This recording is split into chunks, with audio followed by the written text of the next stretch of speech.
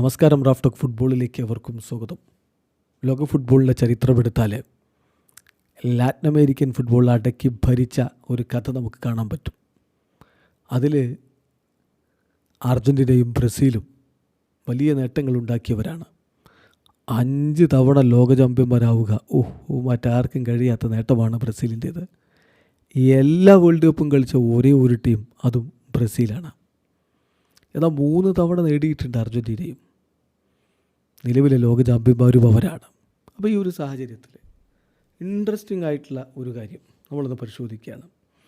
ഒരു Latin American മാധ്യമം തയ്യാറാക്കിയിട്ടുള്ള 2 ടീമിൻ്റെയും ചരിത്രത്തിലെ ഏറ്റവും മികച്ച താരങ്ങളെ വെച്ചുകൊണ്ട് 11, ഇതിൽ ഈ 11 തമ്മിൽ കളിച്ച ആര് വിജയിക്കും?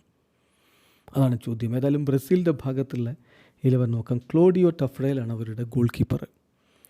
ബ്രസീൽ അപൂർവമായിട്ടാണ് മികച്ച ഗോൾ കീപ്പർമാരെ പ്രൊഡ്യൂസ് ചെയ്തിട്ടുള്ളത്. ടഫ്രേൽ അത്ര മികച്ചൊരു ഗോൾ കീപ്പറാണ് എന്ന് പറയാനും പറ്റില്ല. 94 വേൾഡ് കപ്പ് ബ്രസീൽ നേടുമ്പോൾ അവരുടെ ഗോൾ കീപ്പറായിരുന്നു. 98 വേൾഡ് കപ്പിലും അദ്ദേഹം ഗോൾ വലയം കാത്തു. പിന്നീട് കോച്ചിൻ്റെ റോളിൽ അലിസനെ പോലെയുള്ളവരെയും മറ്റുമൊക്കെ അദ്ദേഹം വലിയ രൂപത്തിൽ സഹായിക്കുകയും ചെയ്തിട്ടുണ്ട്. എന്തായാലും ടഫ്രേൽ ഒരു ആവറേജ് ഗോൾ കീപ്പർ, അല്ലെങ്കിൽ ഒരല്പം കൂടി ആവറേജിന് ഒരല്പം മുകളിൽ ഉള്ള ഗോൾ കീപ്പർ അതേ പറയാൻ പറ്റൂ. എന്തായാലും ഈ മാധ്യമം ടഫ്രേലിനെയാണ് ഗോൾ വല കാക്കാൻ ഏൽപ്പിച്ചത്. ഡിഫൻസിൽ റോബർട്ടോ കാർലോസും കാർലോസ് ആൽബർട്ടോയും കഫുവുമാണ്. ശക്തമായിട്ടുള്ള ഡിഫൻസാണ്. പക്ഷേ 3 ഡിഫൻഡർമാരെ വെച്ചിട്ടാണ് 11 തയ്യാറാക്കുന്നത്. മധ്യനിരയിലേക്ക് വരുമ്പോൾ സോക്രട്ടീസും സീക്കോയുമുണ്ട്. 2 ഇതിഹാസ താരങ്ങൾ, മാസ്മരികമായിട്ട് കളിയെ നിയന്ത്രിക്കാൻ കെൽപ്പുള്ള 2 പേര്. ഇരു പാർശ്വങ്ങളിൽ ആരാ?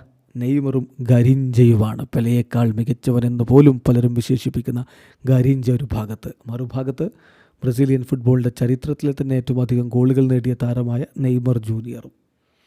കളിമെനയാൻ റൊണാൾഡീഞ്ഞോ ആണെങ്കിൽ ഗോളടിക്കാൻ പെലെയും റൊണാൾഡോ നസാരിയോയുമാണ്. ഇതാണ് ബ്രസീലിൻ്റെ 11 എങ്കിൽ മറുഭാഗത്ത് നോക്കുക. മറുഭാഗത്ത് ഫില്ലോളാണ് ഗോൾ കീപ്പർ, അവരുടെ ഇതിഹാസ ഗോൾ കീപ്പർ. ഫില്ലോൾ ഗോൾ കീപ്പറായിട്ട് നിൽക്കുമ്പോൾ ഡിഫൻസിൽ റുഗറിയും പെസറല്ലയുമുണ്ട്. ഇരു പാർശ്വങ്ങളിലായിട്ട് ജനേറ്റിയും പാബ്ലോ സോറിനുമാണ്. മധുരയിലേക്ക് വരുമ്പോൾ മഷ്റാനയും സിമയോണിയുമുണ്ട്, ഡിയേഗോ സിമയോണിയുമുണ്ട്. മുന്നേറ്റങ്ങൾ നയിക്കാൻ ഇരു പാർശ്വങ്ങളിലായിട്ട് മെസ്സിയും മറഡോണയും നിൽക്കുമ്പോൾ ഗോളടിക്കാൻ കെമ്പസും ബാറ്റിഗോളും അഥവാ ബാറ്റിസ്റ്റൂട്ടയും. ഇതാണ് 11. ഈ 11 തമ്മിൽ കളിച്ചാൽ ആരായിരിക്കും വിജയിക്കുക? നിങ്ങളുടെ അഭിപ്രായം കമൻറ്റ് ബോക്സ് രേഖപ്പെടുത്തുക. ഒരു ഭാഗത്ത് മെസ്സിയും മറഡോണയും ഒക്കെ അണിനിരക്കുമ്പോൾ മറുഭാഗത്ത് പെലെയും ഗരിഞ്ചയും റൊണാൾഡോയും ഒക്കെയുണ്ട്, സോക്രട്ടീസും ഉണ്ട്. അപ്പോൾ കടുത്ത പോരാട്ടമായിരിക്കും ഇങ്ങനെയൊന്ന് നടന്നാൽ എന്ന കാര്യത്തിൽ തർക്കമില്ല. ഫുട്ബോൾ പ്രേമികൾക്ക് ഇതൊക്കെയാണ് ആവേശം. ഇത്തരത്തിലുള്ള അനാലിസിസുകളും കമ്പാരിസണും ഒക്കെയാണല്ലോ ആവേശം. നിങ്ങളുടെ അഭിപ്രായം കമൻറ്റ് ബോക്സ് രേഖപ്പെടുത്തുക. ആര് വിജയിക്കും ഇങ്ങനെ ഒരു പോരാട്ടത്തിൽ? നമ്മുടെ അഭിപ്രായം ബ്രസീൽ ഒരു നേരിയ മാർജിനിൽ വിജയിക്കാൻ സാധ്യതയുണ്ട് എന്നുള്ളതാണ്. വീഡിയോ അവസാനിക്കുന്നു. ഫുട്ബോൾ ലോകത്തെ കൂടുതൽ വിശേഷങ്ങളുമായി റാഫ് ടോക്സ് എടുത്താം.